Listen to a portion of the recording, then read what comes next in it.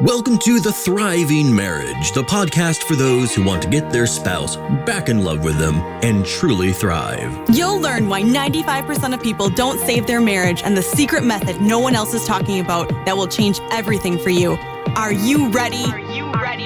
Let's turn tragedy to triumph. Here are your hosts, international marriage experts, Marc Johnston and Heather Choate. All right, welcome everyone here to the Thriving Marriage Podcast. I'm Heather Choate. I'm grateful and excited to be here with you today. My cohort in crime here, Marc Johnston, our head marriage coach, and the owner with me of High Thrive Coaching, Marc Johnston, is sick today. So I will be doing this solo with you guys. And I'm excited and grateful to be here with you talking about no. It doesn't take two people to save a marriage. So as you guys are watching live in the Thriving Marriage Facebook group, let me know if you can see and hear me okay. We always stream these live into our group to make them really impactful for you so that we get your comments, we get your feedback. So let me know where you're joining me from today and what your experience is with a spouse that isn't willing to work on the marriage with them. So we had launched a poll like we usually do a post over in the Thriving Marriage Facebook group, and we asked you guys to fill in the blank. I can only save my marriage if fill in the blank. So what comes up for you right off the bat? I can only save my marriage if, as we expected, we saw a lot of answers like if my spouse will work on the marriage with me, if my spouse is on board, if I'm not the only one wanting to, it takes two to tango, all right? And so we're going to show you today how that simply is not true. And that's a bold statement, I understand, but we're gonna prove it, and I'll show you how we do that in a little bit. But before we get to that, I'm gonna share our client win of the week, Jenny, our rising star in the group. She said, "When a husband is coming around slowly, I can feel his hesitations. Nevertheless, we are in a better place and at more ease. He was touching me yesterday." This is from having been stonewalling and turning away for 9 months. This program is working. I am learning and I am enjoying the journey. There is hope for you all. And I love that. So thank you, Jenny, for sharing. And that's awesome. From stonewalling and turning away for 9 months to now feeling that things are more at ease, even though she can feel some of his hesitations. Now he's touching her and they feel like this is absolutely working and there's so much hope. So that's what we're going to go in today. And to help you get some clarity here on, is there hope for my marriage, even if my spouse isn't willing to work on it with me? What can I even do about it? All right. So welcome everyone watching me live. Hi, I can see some of you. Welcome, welcome. Excited to have you here. And let me know again in the comments, is your spouse willing to work on the marriage with you or not? And what has your experience with this been? All right, so a little bit of background, because I thought this would be fun. So you know, if you've been following this for a while, like Marc and I have been helping tens of thousands of students now, tens of thousands of couples all around the world to save their marriage. And we've been doing this for a long time. We actually launched in 2016, so we've been doing this for over 6 years. At the beginning, when we were first wanting to create this, I don't know if you guys know my background, but I came from, fighting breast cancer, being given a 5% chance at life, to overcoming the odds, and through a lot of faith and perseverance and uncovering my limiting beliefs, was able to survive that. And in that journey, Marc Johnston, my business partner here, his wife was following me. We've been friends since college, and we came together and we had this common vision that we wanted to be able to help save marriages and help people not just survive the challenges in their life, but to truly thrive through them, right? And so that's kind of our saying, is don't just survive, but thrive, because challenges come to all of us. That's just part of being human. It's what we choose to do about it, right? And so we had this vision that we wanted to be able to help people in an impactful way. And I saw that so many people were struggling like I was, and they had all of this limiting belief and all of this fear, and that the same patterns continue to show up in their lives over and over and over again. And that couples were continuing to have the same patterns show up for them over and over and over again. And so we were like, okay, we want to be able to help couples break through that, and specifically help people that are on the verge of divorce to turn that situation around. we'd never created an online business. Marc had gone through his background with, with therapy and all of that. So he had that background, but he realized that wasn't effective to really create the levels of change that we wanted. So we sought out a business coach to be able to help us put this whole thing together and learn what to do. Okay. And they said, come up with a really bold statement. Okay. Something that totally goes against the grain and is going to differentiate you from other people in the marketplace. Okay.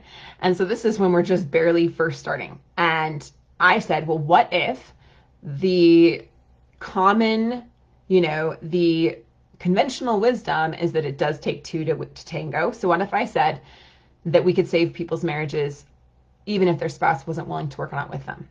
Our coach was like, yeah, that's a bold statement. And so we went with it. And this is one of our very first posts and our very first ads that we ever launched. And I'm just going to read it because this is what has brought us to this day. Okay. So the post went like this: is your spouse checked out of your marriage? And of course, most of you here are going to be like, yes, my spouse is checked out of my marriage. And at times in my own life, that's been very true as well. I'm going to go against the grain here and make a bold statement. One person can save their marriage without their spouse's initial commitment, and I can prove it. Oh no, I'm losing my screens. Where'd they go? I was moving stuff around. All right, there we go. I think you guys can all still hear and see me okay. All right, let me know if lost audio or anything. That was weird. All right, let me start over. Is your spouse checked out of your marriage? I'm going to go against the grain here and make a bold statement. One person can save their marriage without their spouse's initial commitment, and I can prove it. Husbands and wives who start pulling away from a marriage do so for one reason. They're looking for something better, some way to feel happy. What if you knew what that was? What if you knew how to provide that? What if you knew how to deepen your connection, gain back trust, and put the pieces back together? We've proven it now with tens of thousands of couples. Okay, so this was a bold statement that I had made, launched, put it on Facebook, made it public. And at the time, we had a belief that it could happen, but we hadn't yet proven it. Okay, and now, after helping so many tens of thousands of couples, we absolutely have proven it. And so that's the power of intention, first of all, which we're going to talk about, the power of your own intention about going against the grain. Because if you're willing to do this on your own, you are going against the grain, right? I went against the grain when doctors told me I needed to abort my baby to save my life. I said, no, that does not fit for me. I cannot do that. And for me, that's not the right journey. My heart and my soul are calling me to keep the baby and to risk my own life if needed for the sake of my child. And so that was going against the grain. It was going against the grain to say, you have a 5% chance of making it to 5 years. And now I'm still alive, 6.5, 7 years later, right? And so going against the grain here. So I get it that there's a lot of people in our culture, in our lives. They may even be your friends. They may be your family. They may be yourself, right? Or your counselor or your pastor or your therapist, or this guru out there or whatever, that are telling you that if your spouse isn't willing to work on it with you, then there's nothing that you can do, which actually couldn't be further from the truth. There are actually other things that we need to look at to see if the marriage can be saved or not, but they're not your spouse's commitment. They're not. And I can say that with absolute certainty because I've seen it so many times. So today, I'm going to share with you some of those clients' experience so that you don't just have to take my word for it. You can actually listen to what worked for them and that you can see the evidence yourself. I'm kind of one of those people like, I'll believe it when I see it. Where's the proof? Yeah, I want to be able to know that what you're saying actually works. And I also believe that results don't lie. So we've got a lot of results. And so not only am I saying this with absolute conviction with everything in my soul and my heart, that you can do this and it is possible, but I'm going to show you some of the results as well. Sound good? All right. So what happens, and let me know in the chat. Yeah, I got Giovanni, thank you. It says, yeah, I've been hearing that a lot lately now that my husband filed for divorce. So yeah, you should just move on. What if your spouse is having an affair? You should just respect yourself, right? So what happens here, guys? Let me know in the chat as you're watching live or in the comments later when your spouse is pulling away. What do you think most people do? And like I said, Marc and I have this beautiful perspective now of being able to help so many people that we get to see it from a very high level, and we get to see what the commonalities are. And we get it that when you're in it, sometimes you don't always see the big picture, right? But what do you do when your spouse is pulling away? What do you do when your spouse says, I don't want to go to counseling with you. I don't want to go to therapy. I don't want to go to that webinar. I don't want to talk to Heather or Marc, right? I don't want to do this program. I don't want to work on it with you. I don't want to end the affair. I don't want to change, I'm not willing to do this. I don't want to honor my vows, right? And you're saying you should and all this stuff, right? So what do we do? What are some common things that we do? Well, the biggest one of all, because this is such a prevalent false idea out there, is that we just give up because we think there's nothing we can do. We've been bought and sold on the idea that it takes two to tango, and that if they're not willing to work on it, then there's nothing you can do. Now, I'm not saying that we can control the other person, because we can't. That's obvious. You can never control the other person. But what happens here is that we give up because, like we said, maybe your pastor told you to give up. Maybe your bishop or your counselor or your therapist or your friends, or you read it in a book, or you heard it on a podcast or a YouTube video or something, right? And we have this idea that there's only so much I can't do. And the reality is that there's so much more that you can do than you realize. And people stop like 10% of the way in, and they haven't even gone the full 90 or 100% to actually figure out what is possible, okay? And so we're stopping way too soon.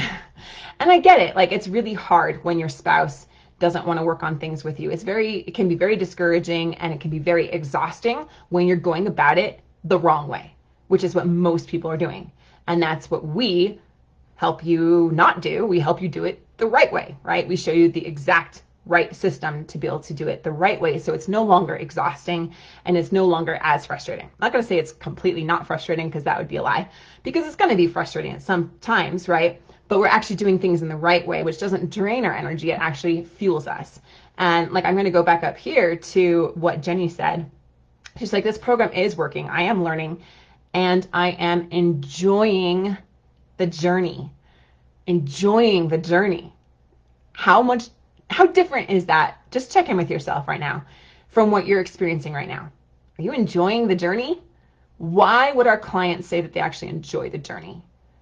That they're learning, the program's working, there is hope, she's seeing evidence from her husband, they're in a better place, they're more at ease, he's touching her again. How can our clients say that? And how different would that be from what you're currently experiencing? Because I know that marriage challenges, relationship challenges, are some of the hardest, most awful, heartbreaking things to go through. So how could someone like this, Jenny, our clients here, say that they're actually enjoying the journey? Because they're actually doing what works, and they have the support system and the expert guidance that we give them, so that it actually can be enjoyable. It doesn't have to just be this awful, treacherous, gut-wrenching, exhausting process, right? That is the process that leads to divorce.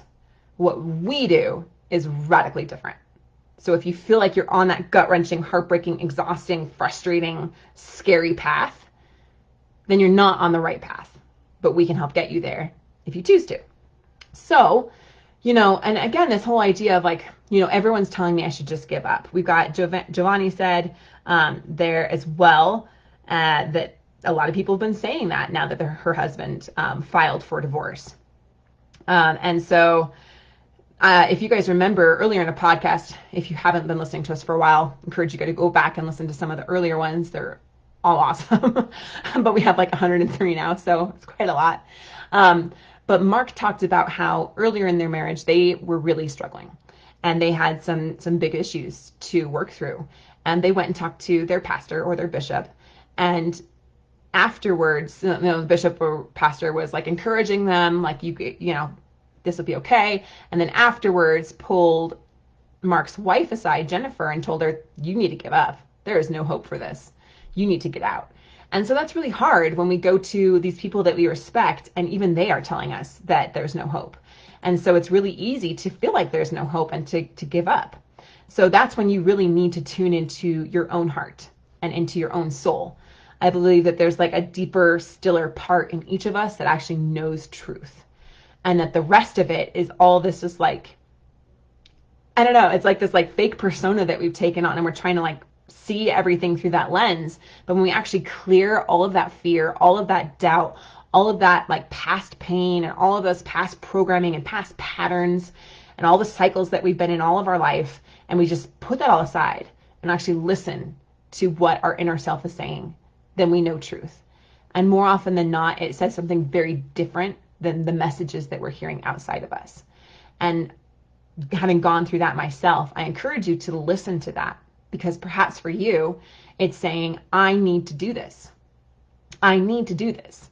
I need to know that I gave my marriage everything I had. I need to know that I learned some skills here that I didn't have before. I need to look back on this time in my life, 3 years from now, 5 years from now, 30 years from now, and know that I actually became a better person through this challenge. And that I had the beautiful relationships that I've always been wanting my whole life. I actually allowed myself to have those and to experience those. And they weren't just a dream or a wish or a fantasy anymore. They were my reality. And I'm so grateful that I did that. I'm so grateful that I can look back without the pain of regret that I didn't try. Because right there, my friends, like that is the biggest pain that any of us will ever experience, is the pain of regret, of knowing that we didn't take the opportunity when it was given to us, that we didn't grow, that we didn't change, that we didn't become a better version of ourselves. Okay, because challenges, like I said, we know this. This is nothing new, right? If this is earth-shattering to you, then okay, you haven't been on the planet long, but life is full of challenges, right? And so when these challenges come, we can see them as the worst thing ever and feel like a victim and choose to play small and choose to let these things continue to show up in our lives. Or we can see them, as I do, as a beautiful gift, as an opportunity that life's giving us to learn and to grow and to become better, if we let it. It's our choice. And it's okay. Life will continue to give you the challenges until you decide that you're going to become a person that's greater than those challenges. And that's the biggest shift that I see in our clients. And I'm going to share, again, like some of their stories here in a little bit. It's the most beautiful part when we go from feeling like a victim to everything to feeling like we need to change something outside of us, or our spouse needs to change, or they need to do something else to make us feel better, to realizing that the things that we actually want are already within us. And that we can find that. And when we step into our own personal power, then we become like a rock and storm that cannot be moved, right? We say, yeah, this is a bad storm. This is an awful challenge, but I'm okay no matter what. And that gives you that absolute peace and security, acceptance, self-love, unconditional love that you cannot get anywhere else. And it's a beautiful, beautiful thing. All right, what else do people do? Let me know in the chat. Let me know in the comments, you guys. What else do people do? So most people give up. You're not here because you're one of those. You're here because you want to see what's possible. Otherwise, you would not be listening to this, right? If you already believed that and you already gave up, then you wouldn't be the people that I'm talking to right now. But there is a tendency to feel a little hopeless, or to wonder how much effect do I actually have here? And that's where I can say, after working with so many tens of thousands of couples, that you have so much more influence than you realize, okay? And the hard part is that when your spouse is pulling away, and when they're saying, I love you, but I'm not in love with you, I want a divorce, I want separation, I'm not happy here, you won't change, all of these different things, I'm in love with someone else, it feels like they have all the power because they're calling the shots, right? And it feels like they have so much power right now because they're the ones that are taking these actions and doing these hurtful things and sometimes unhealthy or destructive things. And you can't make them do it with you, right? And so it feels like you don't have as much power, but that's not true at all. And I'll show you why. All right, what else do? We demand. We demand that they work on it with us. We demand that they come back to us. We demand that they go to counseling or therapy. We demand that they come listen to this program or do this book with us, or we demand that they honor their vows. We demand that they solve these challenges with us. We demand that they end the affair and be faithful. And all these things that we say or ask or demand our spouse to do. But what happens? What happens to you when you've already made up your mind that you don't want to do something and now someone's telling you you need to do it? Does it make you want to do it anymore? No, it only makes you dig your heels in more and make that even more of a firm decision that I'm not going to do it, right? And so what happens when we make these demands, and we might feel justified and we might be justified. I mean, they did make a vow and they are going back on it, but to them, they don't care. And so when we make these demands and we put this pressure on them, it only pushes them further away. And that's where we see a lot of people that are listening to this and are wanting to work on things making a big mistake. Is that they're putting these demands on their spouse and they absolutely backfire. So if you don't want your spouse to go further away from you, we've got to stop the demands, even if they're justified, because they're just not going to work. Okay, we got to realize that that promise they made doesn't hold any weight anymore. Not for them right now. And that's hard. I get it. That's really hard. But that's the reality. And so you need to determine, do I want to push them away more and keep doing what doesn't work, what's ineffective, what's backfiring? Even if my intentions are good, it's backfiring. Okay, and I'm here to give you that perspective from a lot of love, even though it's hard to hear. Okay, because I want this. I'm here to help you get where you want to be. And if that's not where you want to be, then that's one thing we got to stop, is the demands. What about the manipulating? Like, I'm going to take the kids. I'm going to ruin your credit. I'm going to take all the money in your bank. I'm going to ruin you financially and ruin your business and your reputation. Or you're saying, hey, if you go sleep with that person, then I'm going to go sleep with whoever I want to sleep with, right? And we make these manipulation attempts. And we do it as like a scare tactic to try to get them to come back to us. But does it ever work? No, like it never works, right? So let me know in the chat or the comments if you've been making one of these mistakes. Okay, there's one more that we're going to talk about here. But it's really common, and I've done them myself, feeling like it's hopeless, demanding, manipulating. And then the last one here is begging.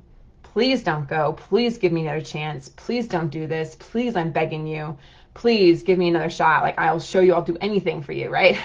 I'll do anything. Please don't do this to the kids, right? And we beg and we plead and we become really, really desperate. So let me know what of these, I'm putting this in the chat, you have done in your life. These you have done. I can't really talk and type at the same time. I'm not that awesome yet. All right, so let me know. I'd really like to hear, because if you're making one of these, you might have just had a big aha moment. A lot of people do when they hear this for the first time, and it kind of like hits you like a ton of bricks, right? Or like kind of like a smack up the side of the head, like, oh my goodness, I have been begging, I have been desperate, I have been manipulating, or I have been demanding, or I have just been feeling really hopeless or freezing out of fear and doing nothing, right? And so when you realize that that's what you've been doing, then you can start to do things in a different way, which hopefully is a powerful gift for you. Yeah, Nathan says the begging. Yep, appreciate that, Nathan. And again, you're not alone. All right, so contrast that, okay, where most people do, giving up, feeling like there's nothing they can do, on and on and on, to what our clients experience, right? And Joanne, Diane, Scott, thank you for sharing. I'll try to circle back into those situations if we can. Giovanni, I begged and pleaded in the past. Thankfully, I realized that was backfiring. Yeah, Melissa, hi. I've been talking to you. I've done most of them and they didn't work. Exactly. All right, so what works instead? Let's hear from Monica, okay? Monica has shared this with permission. Not all of our clients want to share publicly, and that's totally fine. Most of them don't, but a few do, because they want to inspire other people, because they're like, oh my goodness, I was where you are and I want to help. For no other reason than I just want to pay it forward, right? So Monica shares, when he wants to work on our relationship marriage, we both agree we have a long road ahead of us to repair and grow from what brought us to the brink of divorce. I am hopeful for a future and grateful for the guidance and mindset help I've gotten through this course so far. This is the first time since last January that my husband has made any declaration that he's willing to try. So when Monica first came to us, her husband wasn't willing to work on the marriage at all. And this was almost for a full year here, last January. So how do you think that he came so far when he was not willing to work on it? Okay, I want you guys to pay attention to some commonalities in these client stories, their experiences I'm sharing with you. So how did he go from not wanting to work on the marriage at all, okay, and he wasn't willing to try, to now they're hopeful for the future, grateful for the guidance and the mindset, and they were on the brink of divorce, and now he wants to work on our marriage. Okay, I want you to pay attention. All right, Silas. Silas was awesome guy. All right, super struggled, super dark past, super dark past. Came so far. I'm so proud of him. All right, I'm a born skeptic, he said. Save my marriage on my own. When I first saw your ad and read your emails, I thought, yeah, right. Well, happy to say I was wrong. I learned that you can't get what you want from doubt. Fear was keeping me back from everything I wanted. I took a leap of faith. That leap has brought my wife back to me. She moved back in on Thursday. Pretty big stinking win. Thanks, y'all. Yeah, I can even hear his, country twang there. Just as I'm reading this, I'm not very good at voices. Otherwise, I might have tried it. But Silas's wife was leaving him for a man 10 years younger than him. Okay, when he first came to us. He had tried counseling for 3 years with her, but she kept slipping further and further away to the point where she wouldn't go anymore, and she didn't care, she didn't want to try, and she was in love with this younger man. And so did you guys catch that crucial difference that helped his wife leave the other man and move back in with him? Okay, and by the way, they're truly one of the happiest, cutest country little couples you'd ever meet, and not just on the outside, but truly in their lives and their kids, their teenage sons. They are so happy. And I hear from one of their sons, and it's just awesome that he says, thank you for helping my mom and dad. And it makes me teary because it's awesome. And I hope that for your kids too. All right, another one. Ooh, I'm getting teary because this is just awesome. All right, Carlos, huge win. She drove an hour to come see me and tell me that she loves me, and we all live under one roof again. God works in mysterious ways. We are still going to work on both of us being better people, but I am ecstatic. I have my best friend back. And this was posted over in one of our members groups, and Stacy and Stephanie and Sarah all were saying, wow, that's so wonderful, it's amazing, so inspiring, and we're so happy for Carlos as well. So here's Carlos. How do you think he got his best friend back? So did you guys catch the commonalities with all of these, right? And it's true of 90% of the clients we work with, okay? Drum roll, put it in the comments, let me know, what are the commonalities? It should be pretty obvious here, but they were willing to work on the marriage first. They didn't wait for their spouse to get on board, and that's the first biggest mistake that most people make. Where other people told them, even their counselors, even their coaches, their pastors, that there was no hope. Even themselves sometimes, they were saying there's just might not be hope here. I love that Silas was so skeptical, and he really was. He was so skeptical. He was like, yeah, right. And then he took that leap of faith, and that leap brought my wife back to me. She moved back in on Thursday. Pretty big stinking win, y'all, right? So they found hope, even when it seemed hopeless, by learning to do what works to get your spouse to come back, even if they're checked out, which is exactly what we help you do. And so I hope by now you can see that there is so much more influence that you have in the relationship than you realize. So imagine like some kind of mechanical system, right? My husband used to be a mechanic, car engines and stuff like that. Now he flies airplanes, so it's a lot of, mechanical stuff going on in my life. And I'm not mechanical at all. But just imagine this, right? If you've got this system and you've got this, mechanism working, if you change half of that system, like half of it, you take half the engine and put in a whole new, I don't even know, maybe not half the engine because that wouldn't really work. But if you put in a whole new engine and you change the radiator and you leave everything else the same. Like I said, I'm not a great car person, but just imagine you change half of everything under the hood, okay? You replace half the parts and fix half of everything, then the entire thing changes, right? The entire system changes. And so you may feel really hopeless here. You may feel a little bit powerless. You may feel like your husband or your wife is calling all the shots and that you're just kind of at their mercy right now, right? But when you change your part, the whole system changes. And it is powerful and it is beautiful, okay? All right, I'm going to go over here to some comments because I've got a lot of them coming in. Yeah, Alyssa, got that. Scott, my wife is sleeping at home during the school week. She acts like I don't exist. Yeah, I'm beginning to think it's too late to save our marriage. So Scott, right there, when we're looking at, is it too late to save a marriage? Is it possible to save this marriage? Our criteria, again, is not, are they willing to work on it? Not, are they talking to me or not? Not, are they having an affair or not? That's not the criteria. That's the criteria most people have because they don't realize it's actually possible. I know with scientific accuracy what is possible. And that's why we always start our clients by doing a deep root assessment. It's kind of like the saying, I heard it in an audiobook yesterday, so let's see if I can get it right. Like, you can't read the label when you're in the bottle. Okay? I think I got it right. So if you're in the bottle, you can't read the label. You're in the bottle. You do not have the perspective and the expert understanding to know what's really going on here and what's possible. Scott and everyone else here, right? And Derek, yeah, it's hard fixing things on your own, but as long as there's hope, I suppose there's a chance. Exactly. And so we help you actually understand what's on the label. What is possible here? And we look for a couple key markers. We look for how much are you actually communicating?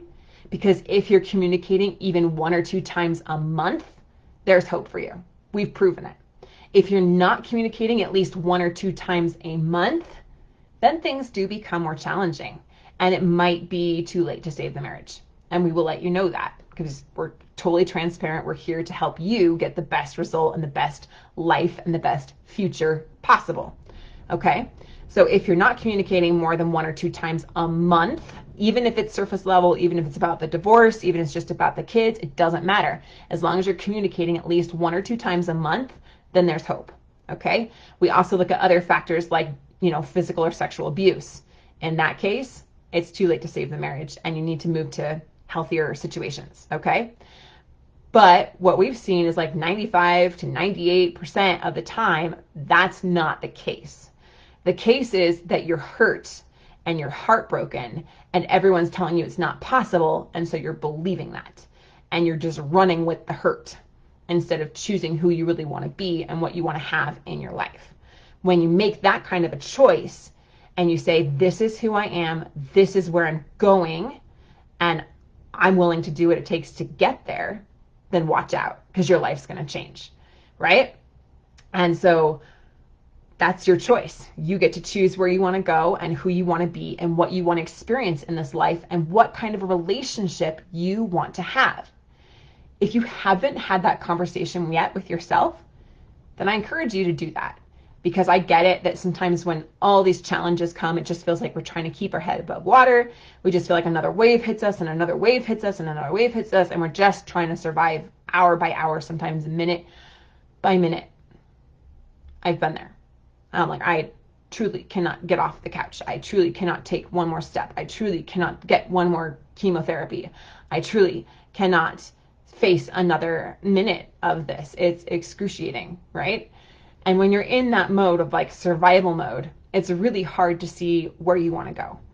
But if you don't decide where you want to go, then who will? Who will decide that, Derek and Scott and Alyssa and Kat and Melissa, Giovanni, Diane? Who will decide that? As you're listening to me, I want you to really pay attention to that. Because if you're expecting your spouse to decide that for you, if you're expecting them to suddenly miraculously turn around and come back to you and make all your fairy tale dreams come true, that's not going to happen at this point. And you don't want what your spouse is deciding, right? They've already made up their agenda and you don't want that to be your fate. Agreed? And, as much as your mom loves you, she can't decide for you. As much as your friends love you and care about you, they can't decide for you. Only you get to decide for you where you want to go, who you want to be, and what kind of relationship you want to experience in this life. So if you haven't had that conversation with yourself, then I encourage you to do that. If not, then you will just be like a victim to life. You'll be like a ship tossed about on the storm, and life was going to rip you to shreds. Because that's what life does when we don't have any direction to move us forward, to overcome these challenges that are barraging us, right? So choose where you want to go. Choose that destination. My husband is a pilot, like I mentioned earlier. And every time before they go up in the air, they choose their destination, a single point on the map. And they say, I'm going here, right? I love to look over his shoulder, and I have no idea about any of this weird language of pilot language. It's truly a different language. But they choose this little point on the map and they say, I'm going here. And then they have the whole flight plan. They estimate how much fuel, blah, blah, blah, right? They prepare. And then when they get up in the air, I learned something that's really weird to me, that 99% of the time, they're actually off course. 99% of the time, they're actually off course from their destination, which I thought was weird, because how do they ever get where they want to go if most of the time they're off course? And what I've learned that they do is they make these little course corrections. Here a little bit, there a little bit. Like we've got some crazy wind here in Colorado right now. It's just zipping and putting my patio furniture everywhere. So if you hear it in the background, that's what that is. Anyway, so the wind pushes them off course and they have to course correct and get back on course. Sometimes they have to make big course corrections, like an unexpected storm comes up. They were coming back from, I don't even know, somewhere in the Midwest, back home over the summer, and in Kansas, there were massive tornadoes. And so they had to totally divert and go several hours out of the way to avoid this major tornado, which was totally terrifying to me, of course, when I heard about it later. But they did fine. And sometimes air traffic tells them they have to go around again. Sometimes they have a military zone that they have to be aware of. And so sometimes there's these big course corrections they have to make. And the same thing is true for us. We choose our destination, right? You guys choose your destination, where you want to be. Where do you want to be 3 months from now, 6 months from now, 9 months from now, 5 years from now, 10 years from now, 30 years from now? Where do you want to be? You choose that destination, because only you can choose it. And then we help you make those course corrections. Sometimes those little course corrections, sometimes some big course corrections, like with an affair or healthy boundaries or addictions or narcissism or on and on, right? And we help you make those course corrections so that you get to that destination. Okay? All right, I'm going to share with you guys one more story. This one comes from Tina. And when Tina first came to us, her husband and her were in roommate mode. How many people here have been in roommate mode, or maybe are currently in roommate mode, right? They're simply co-parenting. No passion, no connection, not even really friends, just kind of living together, right? And it broke Tina's heart, because it's not what she wanted for her relationship. And her husband even said, I'm only staying for the kids. So Tina, at this point, she felt trapped, she felt hurt, she felt scared. She didn't want to live the rest of her life with a loveless marriage. She didn't want to settle for that. But her husband was checked out and he refused to work on things. Sound familiar? Right?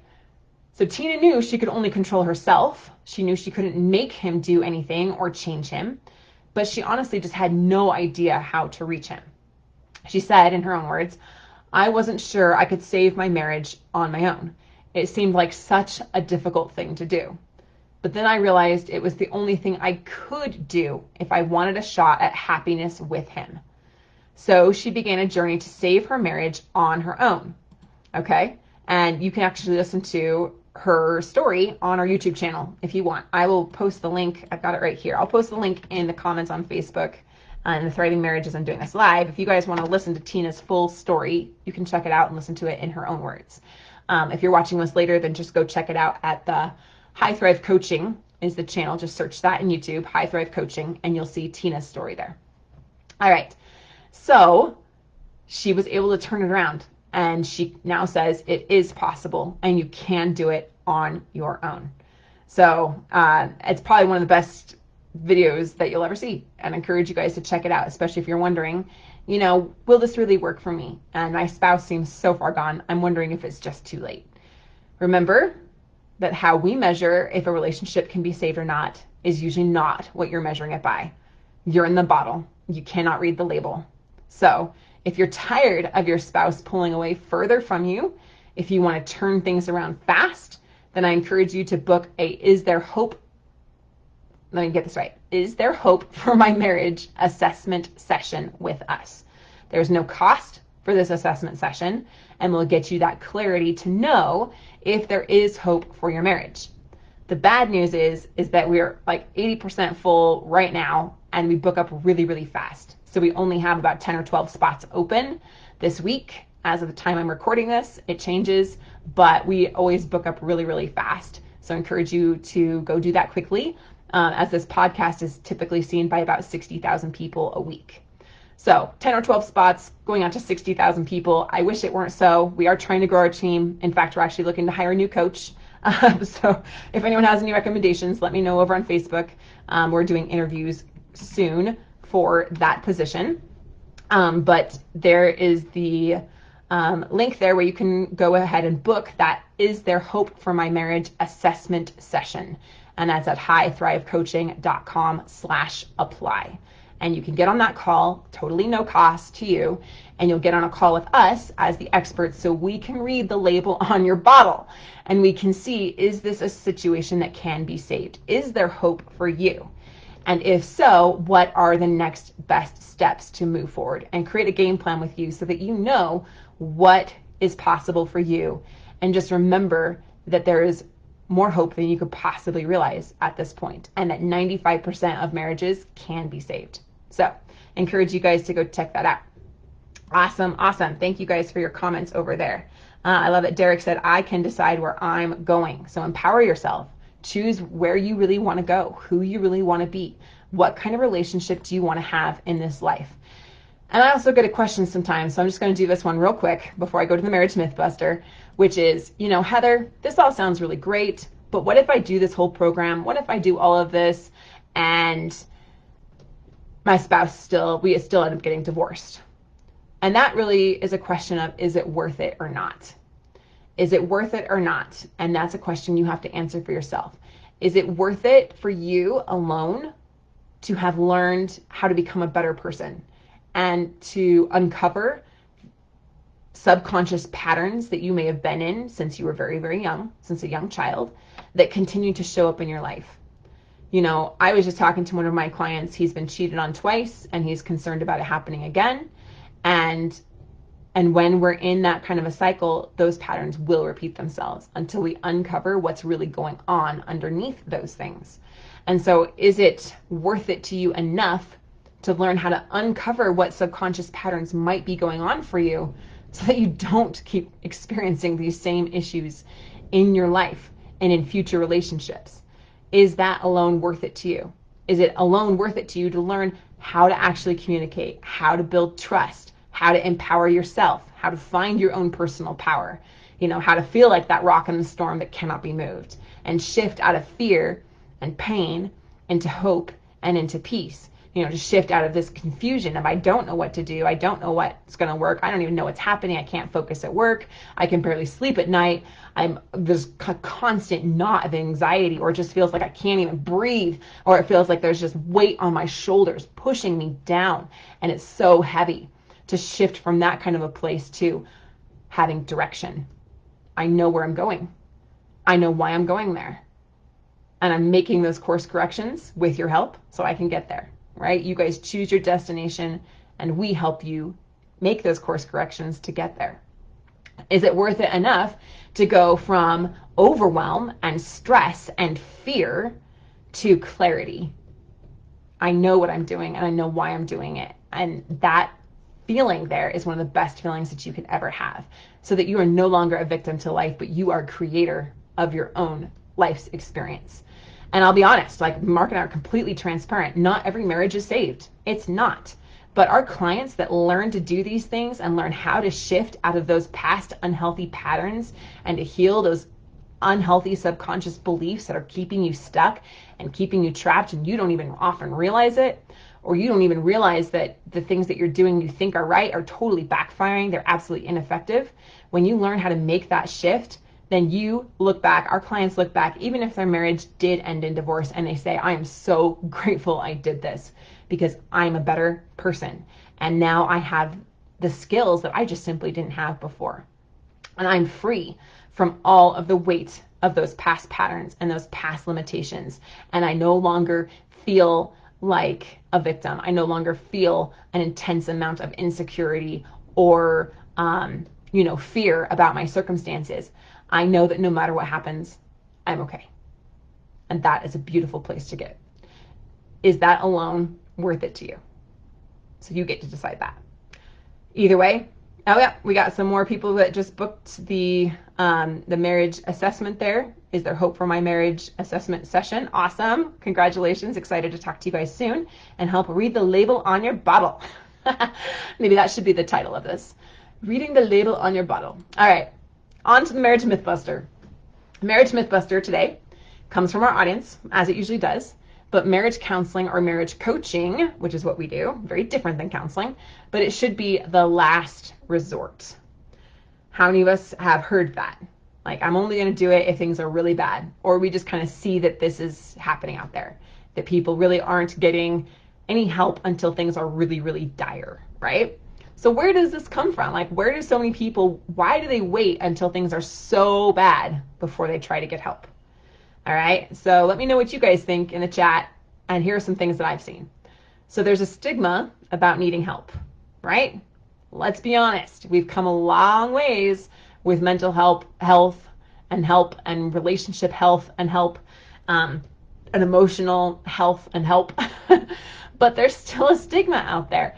You know, I've tried really hard to have my kids grow up without that stigma, and my teenage son still has it about his ADHD. He feels like, oh, there's something wrong with me, and I have to, medication, and then why do I have to go to therapy? You think there's something wrong with me, and all of this stuff, right? We think that there's something wrong with us if we need help, which just couldn't be further from the truth, right? Is that it's okay. In fact, it takes a really strong person to admit that they're weak. And it's swallowing some of that pride so that you can say, yeah, I am willing to get some help with this. And I don't have to have all the answers. Why do we think we have to have all the answers and we have to have everything figured out and be so perfect? It's just, I can't stand that. And then judging other people. We don't want to feel judged. We don't want people to think that there's something wrong with us or weird with us or, messed up about us or something like that. So we have all this fear about accepting help, right? And recognizing that we even need it, and then swallowing our pride to say, yeah, I am willing to do what I need to do to fix this. And it's okay. And then the fear of judgment from other people. I like what Melissa said, people wait due to financial situations. Yeah, counseling and coaching are not in many people's budgets. That is absolutely true. That's one of the points I have here. They don't have the resources to put into it. They don't want to put money into it. Other things are a bigger priority to them. What's really funny when we talk to people with their budgets, it isn't until like they've got attorney fees and like massive divorce costs coming up that they realize, oh, maybe I should invest a little money into my marriage, right? Because attorney fees are a lot, divorce is a lot, $30,000 on average, and you guys can help me for way less than that. Okay, right? And sometimes we just have challenging financial situations. That is one of those waves of life that can hit you and knock you on the ground. I've definitely been there myself. And sometimes you're like, I just got to put food on the table. And yet, if you look at most average Americans, where they're actually putting money though, they'll have their fancy iPhone and they'll have this car payment and they'll have all their 10 billion subscriptions, half of them and they don't even use. And so it really is determining what is my priority. What is my priority? Is my relationship actually the most important thing here? Or is it having this stuff around me that I think I need? Or putting my money into things that really aren't serving me. And I just feel like I'm supposed to do or I just have to do for whatever reason. So it really is getting clear about those decisions, right? And then, of course, another reason why people wait until things are so bad is because they just don't have, they're too busy. They're running the kids around, they've got practices and they've got the work and they've got the family and the friends and they've got all this stuff going on and they're just so busy that they don't make it as much of a priority, right? So all these things really fall into kind of two categories. There's the stigma about needing help, the fear about what it's going to mean about them, and what people are going to think about them if they get help. And then, of course, it's just not a big enough priority. I don't want to put the time or the money or the effort into it. And so the bottom line is that relationships are just like anything else. It's one that we tend to take the most for granted because we built up a level of security with our spouse and this level of commitment here that we feel like we can just fall back on when times get tough. And sometimes in a really healthy situation, you can just kind of fall back on it and it will carry you through. We talked about that in a podcast a couple weeks ago with Marc, right? About the stages of life. That sometimes things are healthy enough that you can just kind of like stumble through a bad patch and it's okay. But for most people, that is not the case, okay? So just like anything else, relationships, they need to be prioritized. They need to be nourished. They need to be nurtured in order to thrive, all right? So I've got an apple tree here that's just like abounding in apples right now. I'm literally giving them away to everyone, homeless people. I mean, I've got bags and bags of apples. So if you need apples, come to my house, okay? There's so many apples. And I've got 8 kids and we still can't even like keep up with it at all. Anyway, so you wouldn't just take an apple seed and put it in the ground, you know, it sprouts and then you just ignore it. You know, you wouldn't feed it, you wouldn't water it, you know, and just expect it to grow into the apple tree that I have, right? Where it's producing abundant amounts of fruit, right? So this analogy is used all the time, right? Like of planting things and nourishing them and nurturing them, giving them the water and the sun and, you know, the soil and all that stuff, right? But there's other ways we can look at it too. Like how often are we cleaning our houses? We're cleaning our cars. We're cleaning our fridge, right? We clean our bodies. We take showers to clean ourselves. How often are we actually cleaning the garbage and the junk that we built up inside ourselves, inside our own head? You don't realize that you can actually clean your brain. It's true. It's one of the most powerful mindset techniques that I teach, that I love. You can clean your brain. You can take all the junk that you picked up throughout the day or the week and you can dump it and your brain will let it go. If you don't, it starts to build and build and build and build, just like anything else that we don't clean, okay? So you can actually clean your brain. You can clean your own neurology. We exercise, we feed our bodies, we nourish them, we give them food, right? And we don't just ignore that part of our lives. We can't, otherwise we die. And yet somehow we think that we can't, you know, we can do that to our relationships and that they're going to be okay. And it couldn't be further from the truth. So we regularly maintain things that are important to us. Think about the things right now that you're regularly maintaining. My husband has a car that he absolutely loves. And so he is meticulous about his car, right? And so he maintains this thing. It's important to him, right? We put our time, our energy, and effort into things that are important to us. So what are you maintaining right now? Maybe it's your health. Maybe it's your kids, their education. Maybe it's your job. You know, maybe it's a friendship. But you're putting a lot of time and effort into something that is important to you. And so our marriages should be no different. We shouldn't have to wait until crisis mode to then try to turn things around. And I think we all know that, but in the good times or the easier times, it's easy to get complacent. And so having a good, healthy, thriving marriage long term involves regular maintenance of the relationship, making it a priority. Marc and I, we have marriage coaches. We're marriage coaches. We're international marriage coaches, right? We have coaches ourselves to help us see things that we can't see, even in our own selves, even in our own relationship, even though this is what we do every single day.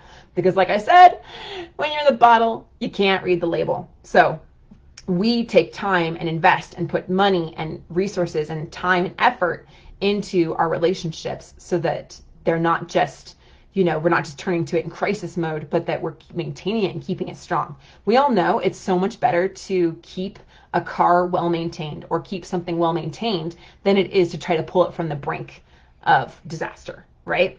But I get it. You guys are here because that's most likely where things have gone, and it may be because of not having good maintenance or priorities, and it may be something completely different.